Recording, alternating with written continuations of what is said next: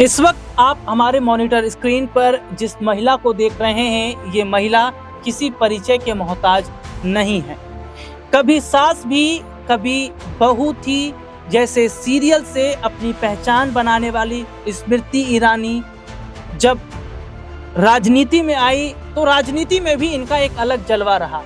हालांकि अपने दर्शकों को बताएं कि ये स्मृति ईरानी का आप ये नया लुक देख लीजिए, क्योंकि एक बार फिर से वो टीवी इंडस्ट्री में वापस चली गई हैं और एकता कपूर का वो शो है कभी सास भी कभी बहू थी, उसका सीजन 2 है और उस सीजन 2 में स्मृति ईरानी एक बार फिर से नजर आने वाली हैं। तो उन्होंने अपनी एक तस्वीर है इसे साझा की है और आप देखिए जो पहला जो सीरियल इनका था उसमें भी हूबहू ये ऐसे ही नजर आती थी बहू के किरदार में, और इसमें भी आप देखिए किस तरीके से उन्होंने साड़ी जो है वो पहन रखी है, बॉर्डर बकायदा लगा हुआ है और आप इनके गले में देखिए कि किस तरीके से मतलब इन्होंने बिल्कुल वही रूप अपना रखा है जो आप टीवी सीरियल्स के अंदर आप देखते हैं कि जो बहू का होता है या जो सास का होता है।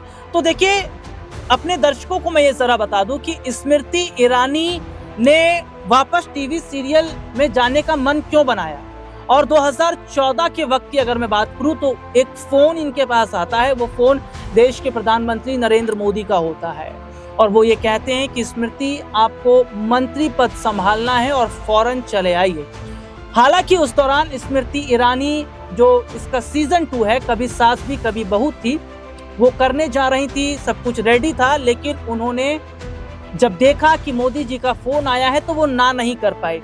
और एक और खबर जरा मैं अपने दर्शकों को यहीं पर दिखाऊंगा और देखिए स्मृति ईरानी रिटर्न एज तुलसी इन क्योंकि सास भी कभी बहू थी।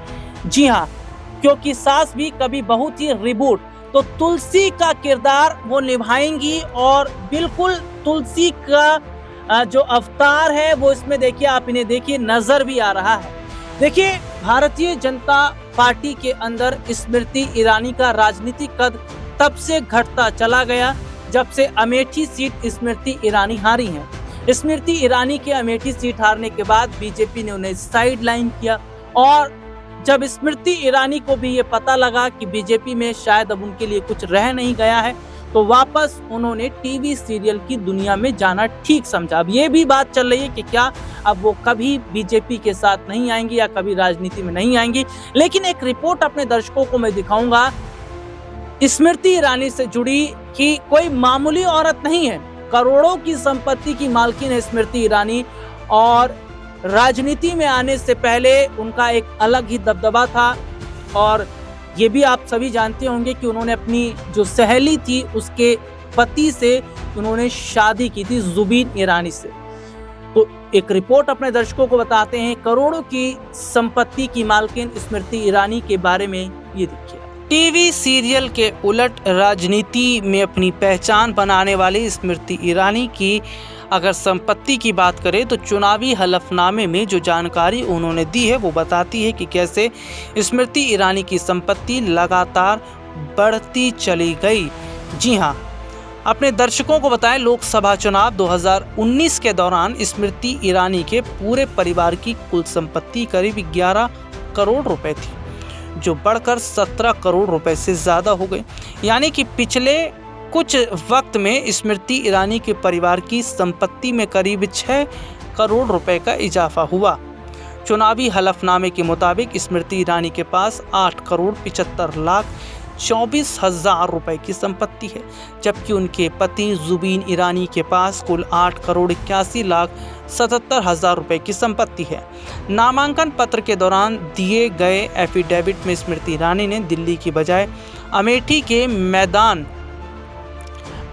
मवई में बनवाए गए घर को अपने पते के रूप में दिखाया। उन्होंने नए घर को अपने पते के रूप में दिखाया था, अमेठी के मकान को उसमें दर्शाया गया। एफिडेविट के मुताबिक उनके पास कुल नकदी 1,08,740 है, वहीं उनके पति के पास कुल 3,21,700 रुपए नकदी के रूप में। बैंक बैलेंस के रूप में स्मृति ईरानी के पास 25,48,497 रुपए, जबकि पति के बैंक खाते में 39,49,898 रुपए जमा है। स्मृति ईरानी के पास जो कार है उसकी कीमत हलफनामे के करीब 27,86,000 रुपये आंकी गई है। वहीं उनके पति के पास जो कार है उसकी फिलहाल कीमत 4,70,172 रुपये आंकी गई है। स्मृति ईरानी के पास 37,48,440 रुपये के गहने हैं और उनके पति के पास 1,05,000 के गहने हैं। अगर शिक्षा की बात करें तो स्मृति ईरानी ने हलफनामे बताया कि उन्होंने 1991 में हाई स्कूल की परीक्षा पास की और 1993 में इंटर की परीक्षा उत्तीर्ण की। चुनावी हलफनामे में स्मृति ईरानी ने बताया है कि बीकॉम के लिए उन्होंने यूनिवर्सिटी ऑफ दिल्ली में साल 1994 में दाखिल लिया, लेकिन इसे वो पूरा नहीं कर पाई थी।